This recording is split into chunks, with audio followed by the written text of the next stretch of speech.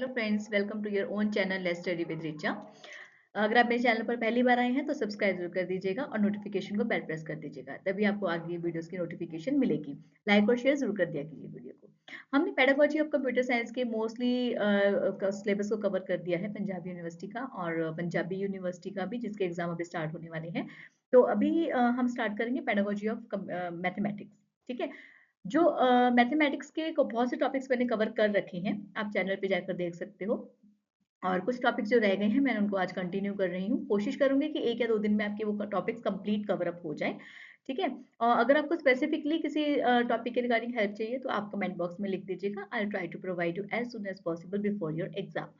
तो चलिए हम स्टार्ट करते हैं, ज्यादा बातें नहीं करेंगे, हम काम करेंगे। तो चलिए स्टार्ट करते हैं पेडागोजी ऑफ मैथमेटिक्स। हमारा जो आज का टॉपिक रहेगा that is assumption and hypothesis in maths. ठीक है। तो एजम्पशंस क्या होती हैं? एजम्पशंस लाइक जैसे कि हम कुछ एज्यूम करते हैं। देखिए, मैं आपको पहले एक फंडामेंटल कुछ एग्जांपल समझाती हूँ, फिर बाद में हम इनके प्रॉपर टॉपिक पे चलेंगे जो मैंने सब हेडिंग में बनाई है। देखिए, अगर आप कोई भी चीज, कोई भी सम स्टार्ट करते हो, अगर उसमें कंप्लीट वैल्यूज ना गिवन हो, ठीक है, तो आप कुछ चीजें एज्यूम करते हो। ठीक है। Let cost price is equal to 100। अगर कॉस्ट प्राइस नहीं गिवन है और वो आपको रिक्वायर्ड है, ठीक है, आपको तीन चीजें आप यूज करते हो किसी भी कैलकुलेशन में, और आपको एक ही गिवन है, तो आप क्या करते हो, एक और को एज्यूम कर लेते हो, बिकॉज 2 वैल्यूज होने पर आप उसको थर्ड वैल्यू को फाइंड आउट कर सकते हो। तो इसमें क्या करते हो, आप कुछ एज्यूम करते हो।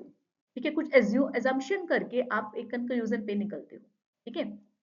So, foundational assumptions. Mathematics is built upon a set of foundational assumptions or axioms. These are axioms के regarding मेरे चैनल पे आपको वीडियो मिल जाएगी, आप देख लीजिएगा, डिटेल्ड वीडियो होगी। These are the basic principles that are accepted without proof. मतलब जहाँ पर आपको प्रूफ करने की जरूरत नहीं होती, आप एज्यूम करते हो और उससे वैल्यू को कंक्लूड निकालते हो।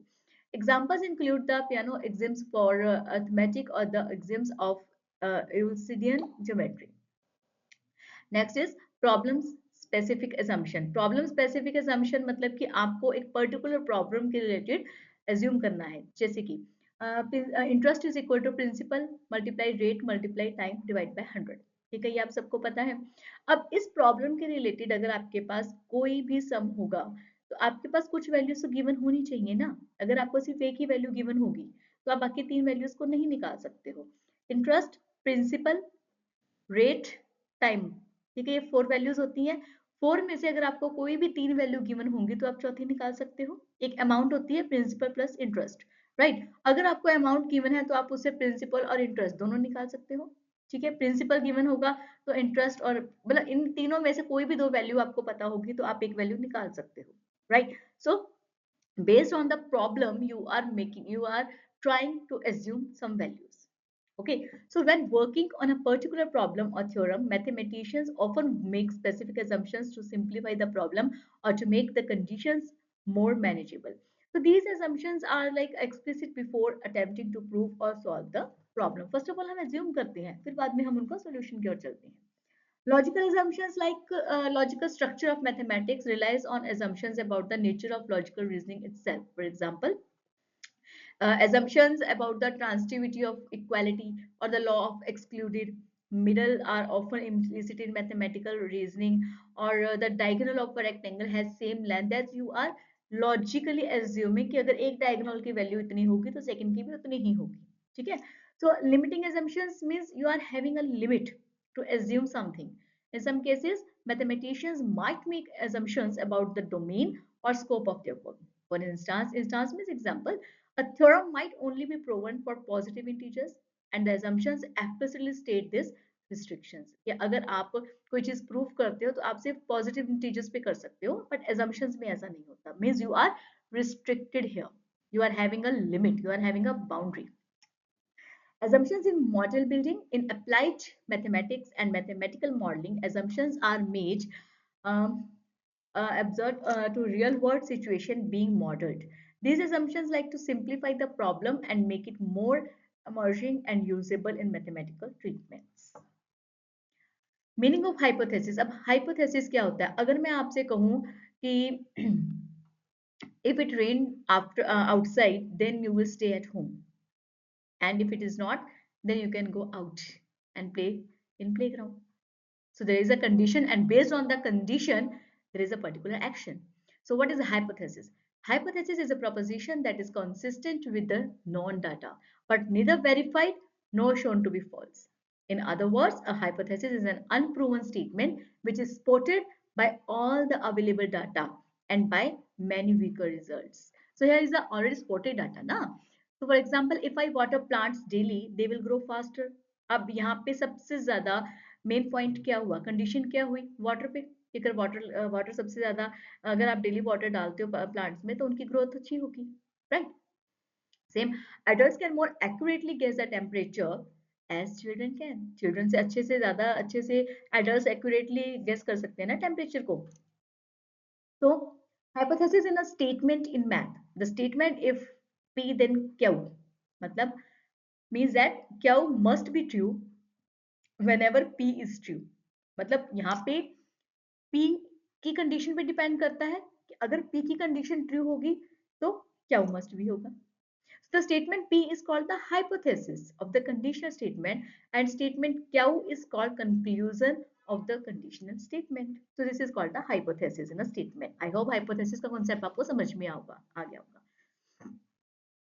Now, hypothesis. Statement of the problem. Hypothesis in mathematics often refer to the statements of the problems or theorems under considerations. These are the propositions that mathematicians aim to prove or disprove. अब देखिए, अगर हम कोई भी theorem ले लीजिए, ठीक है, पाइथागोरस थ्योरम ले लेते हैं, जो सबसे इजी होती है, सबको आती होती है. तो पाइथागोरस थ्योरम में क्या होता है? प्रूव करना होता है या डिस्प्रूव होता है. उसमें वैल्यू हम पुट करके देखते हैं, अगर वो सेटिस्फाई करती है तो पाइथागोरस थ्योरम प्रूव होती है, अदरवाइज नहीं होती है. This values are not satisfying in this theorem, right? So next is conditional statement. Hypotheses are often expressed as conditional statements. For example, in a theorem, the hypothesis may state that if A is true, then B is true, means condition. So the mathematician's task is that to prove that when the conditions specified in the hypothesis are met, the conclusion follows. कि अगर condition true होगी तो उसका conclusion भी निकलेगा. Assumption based hypothesis. Hypotheses are closely related to assumptions. जैसे कि मैंने आपको पहले assumptions का टॉपिक समझाया कि हम कुछ चीजें assume करके चलते हैं बट हम उनको प्रूफ नहीं करते. तो hypotheses are closely related to assumption. The hypothesis of a mathematical statement often incorporate the assumptions made at the beginning of a proof or within the context of a specific problem. जो आपने starting में assume कर लिया, आप उसी को consider करके आप आगे hypothesis पे values put करते हो. ठीक है, आप उसको प्रूव नहीं करते हो. So negation of hypothesis, the negation of hypothesis is often explored as well. For instance, if the hypothesis is that a certain property holds for all integers, the negation might be that there exists an integer for which the property does not hold. मतलब जरूरी नहीं है कि अगर positive numbers के लिए कोई property work कर रही है तो नेगेटिव के लिए भी करेगी. ठीक है, it could be. Connection between assumption and hypothesis. अब दोनों में कनेक्शन क्या है? देखो, assumptions form the basis on which hypotheses are built.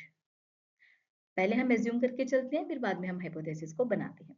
So the hypothesis of a mathematical statement often reflect the assumptions made at the outset of a mathematical investigation. आपने जो starting में assume किया है उसको आप कंसीडर करके चलते हो और उसी को बार बार से आप यूज भी करते हो, और अगर वो सही assumption है तो आपका hypothesis conclude करता है. The process of proving a mathematical theorem involves demonstrating that under the given assumptions, the hypothesis led to a certain conclusion.